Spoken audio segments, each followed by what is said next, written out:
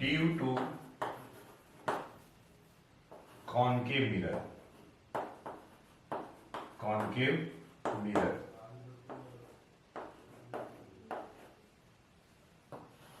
ठीक,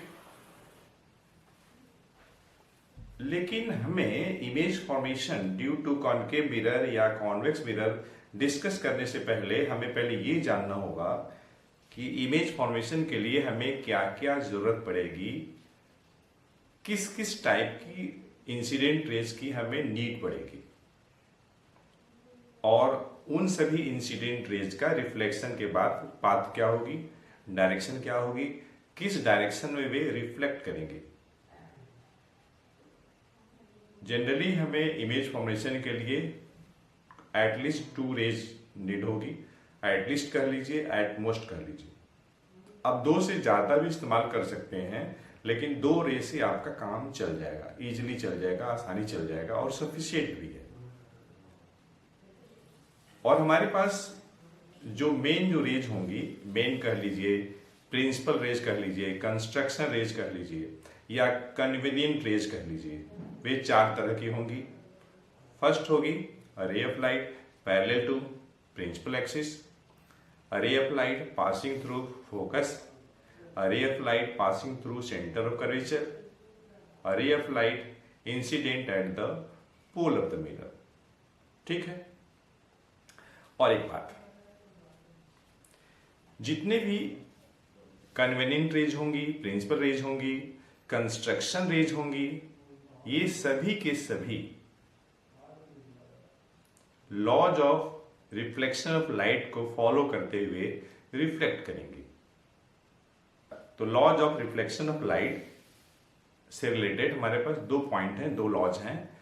फर्स्ट जो है incident ray, reflected ray and the normal all lie in the same common plane. Second, angle of incidence equals to angle of reflection. तो हमें mainly second को follow करना है, angle of incidence equal to angle of reflection. जैसे मान लीजिए हमारे पास ये मिरर है, कॉनकेव मिरर है, जिसका बाहर का सरफेस सिल्वर्ड है, पेंट किया हुआ है। मतलब जो इनवर्ड जो है सरफेस आपका रिफ्लेक्टिंग सरफेस है। तो ये हमारे पास कॉनकेव मिरर है। इसका जो ज्योमेट्रिक सेंटर होगा, दिस विल बी द पोल और वर्टेक्स। लेकिन ऐसा मिरर हम अगर बोर्ड पे कैसे बनाएंगे, ये तो 3D फिगर है और हमें 2D में दिखाना है। तो हम लोग इस कॉनकेव मिरर को इस टाइप से दिखाते हैं। ये आपका है पोल कह लीजिए या वर्टेक्स कह लीजिए, और ये चूंकि किसी स्फीयर का पार्ट है, इसलिए जिस स्फीयर का ये कॉनकेव मिरर हिस्सा है, पार्ट है, उस स्फीयर का जो सेंटर होगा that is called centre of curvature of the spherical mirror. तो मान लेते हैं कि सेंटर ऑफ कर्वेचर यहां पे है, ये है आपका सेंटर ऑफ कर्वेचर। तो line passing through pole and centre of curvature is called principal axis. तो हम एक ऐसी लाइन खींचते हैं जो कि पास कर रही है पोल से और सेंटर ऑफ कर्वेचर से। तो this is called principal axis. ठीक, this is centre of curvature, this is pole और वर्टेक्स, और ठीक इसके बीचों बीच आपका फोकस होगा। ठीक बीचों बीच मतलब मान लीजिए पीसी आपका 4 सेंटीमीटर है, तो सीएफ और पीएफ 2 सेंटीमीटर हो जाएगा। अगर पीसी 6 सेंटीमीटर है तो पीएफ और सीएफ आपका 3 सेंटीमीटर हो जाएगा। मतलब ये जो फोकस है ठीक बीचों बीच होगा, exactly just in the middle होगा, एकदम बीच में होगा फोकस, पोल और सी के बीच में। अगर हमारे पास एक ऐसी रे है जो कि पैरेलल है प्रिंसिपल एक्सिस के, मान लीजिए ये ए बी आपका इंसिडेंट रे है। तो the ray striking the mirror is called incident ray. ये भी इंसिडेंट रे हो गया। Point of incidence, the point at which incident ray strike the mirror is called point of incidence. तो B is the point of incidence. और यहां पे हमने जो रे लिया है इंसिडेंट रे, पैरेलल है प्रिंसिपल एक्सिस के। तो हमें ये पता करना है कि रिफ्लेक्शन के बाद ये लाइट रे कहां से जाएगी, कहां से पास करेगी। ठीक, तो वैसे तो फोकस से पास करती है, लेकिन फोकस से ही क्यों पास करती है उसका रीजन जान लेते हैं। उसके लिए हमें क्या करना होगा, हमें एक नॉर्मल ड्रॉ करना होगा। तो नॉर्मल क्या है, it is line passing through point of incidence and centre of curvature. तो देखिएगा, this is the centre of curvature and this is the point of incidence. तो आप स्केल रखिए और स्केल रख करके आप मिला दीजिए। डॉटेड, ये आपने मिला दिया। दिस इज द नॉर्मल, ये नॉर्मल आपने ड्रॉ कर दिया। नॉर्मल एक ऐसी लाइन है जो कि पॉइंट ऑफ इंसिडेंस और सेंटर ऑफ कर्वेचर से पास करेगी। नॉर्मल हमेशा डॉटेड बनाएंगे। Angle of incidence, angle between incident ray and normal, this angle is called angle of incidence. तो कोई भी लाइट रे जब मिरर पे इंसिडेंट होती है तो लॉज ऑफ रिफ्लेक्शन को फॉलो करती है, and according to law of reflection angle of incidence equals to angle of reflection. तो नॉर्मल से जितना एंगल ऑफ इंसिडेंस है उतना ही एंगल बनाते हुए ये लाइट रे रिफ्लेक्ट कर जाएगी। जितना ये एंगल है उतना ही ये एंगल होगा, ये दोनों को दोनों बराबर होंगे। ठीक, आपको मेन कॉन्सेप्ट समझा रहा हूं। तो कोई भी इंसिडेंट रे होगी लॉज ऑफ रिफ्लेक्शन को फॉलो करेगी, मतलब angle of incidence equal to angle of reflection. Angle of incidence क्या है, angle between incident ray and normal. This angle is called angle of incident and this angle is called angle of reflection. ये है A B incident ray और B F Q आपका है reflected ray. तो एक रे हमने लिया कंस्ट्रक्शन रेज, हम बात कर रहे हैं कंस्ट्रक्शन रेज।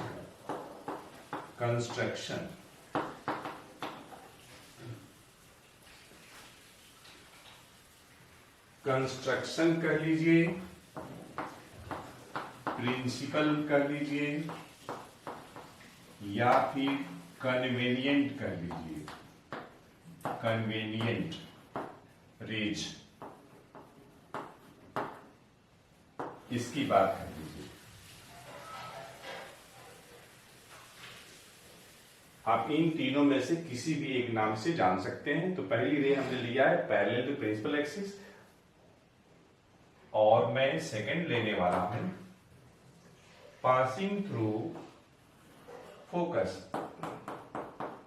ये आपका कॉनकेव मिरर, ज्योमेट्रिक सेंटर पोल हो जाएगा, ये पोल या वर्टेक्स, और ये कॉनकेव मिरर जिस स्फीयर का पार्ट है उस स्फीयर के सेंटर को बोलेंगे सेंटर ऑफ कर्वेचर। मान लीजिए यहां पे है, तो ऐसी लाइन जो कि पोल और सेंटर ऑफ कर्वेचर से पास करेगी that is called principal axis. ये हो गया आपका प्रिंसिपल एक्सिस। तो हम लेने वाले हैं ऐसी रे जो कि सेंटर ऑफ कर्वेचर से पास कर रही है। ये सेंटर ऑफ कर्वेचर से मान लीजिए, तो देखिए incident ray passing through centre of curvature, मानते हैं यहां पे बी आपका पॉइंट ऑफ इंसिडेंस है। तो चूंकि यहां पे नॉर्मल क्या है, it is a line joining centre of curvature and point of incidence, और चूंकि यहां पे incident ray centre of curvature से ही पास कर रही है, तो this is the incident ray, B is the point of incidence. तो अगर हम यहाँ पे नॉर्मल ड्रॉ करेंगे तो पॉइंट ऑफ इंसिडेंस और सेंटर ऑफ कर्वेचर को ज्वाइन करेंगे। ज्वाइन करने पे हमें जो पाथ मिलेगी वही मिलेगी। मतलब इस केस में इंसिडेंट रे और नॉर्मल एक ही पाथ में है, कोइंसिडेंट है। इसका मतलब ये हुआ कि जो एंगल बनेगी इंसिडेंट रे और नॉर्मल के बीच का इस केस में 0 डिग्री होगी। और according to law of reflection of light, angle of incidence equal to angle of reflection. तो फिर जो लाइट रे इंसिडेंट हो रही है इस केस में, angle of incidence equal to angle of reflection के लिए, मतलब लॉज ऑफ रिफ्लेक्शन को फॉलो करने के लिए उसे उसी पाथ में वापस रीट्रेस करनी पड़ेगी। इसलिए बच्चों जो इंसिडेंट रे सेंटर और कर्वेचर से जाती है उसी पाथ में रिफ्लेक्ट हो जाती है, चाहे मिरर कॉनकेव हो या तो फिर कॉन्वेक्स हो। ठीक। तीसरा मेथड लेने वाला हूं, a ray of light passing through pole, this is the concave mirror, और ये आपका है geometric centre, this is called pole और वर्टेक्स, और ये आपका कहीं सेंटर ऑफ कर्वेचर है। मैं इनको ज्वाइन कर दिया। पोल और सेंटर ऑफ कर्वेचर के ठीक बीचों बीच आपका फोकस होगा। बच्चों जब आप डायग्राम बनाएंगे तो आप एक सर्टेन रेडियस लीजिएगा, चाहे 4 सेंटीमीटर चाहे 6 सेंटीमीटर। लेने के बाद मतलब कंपास की सहायता से और पेंसिल की सहायता से एक आप आर्क खींचिएगा, मान लीजिए 4 सेंटीमीटर का या 6 सेंटीमीटर का, ऐसे खींच लीजिएगा, बाहर की तरफ सेट कर दीजिएगा। तो मान लीजिए कि पीसी आपने लिया है 4, तो जो पीएफ लीजिएगा 4 का हाफ लीजिएगा 2 सेंटीमीटर। अगर आप पीसी लेते हैं 6 तो उसका हाफ 3 सेंटीमीटर ले लीजिएगा। आप जो भी लेंथ लेंगे उसका हाफ कर लीजिएगा।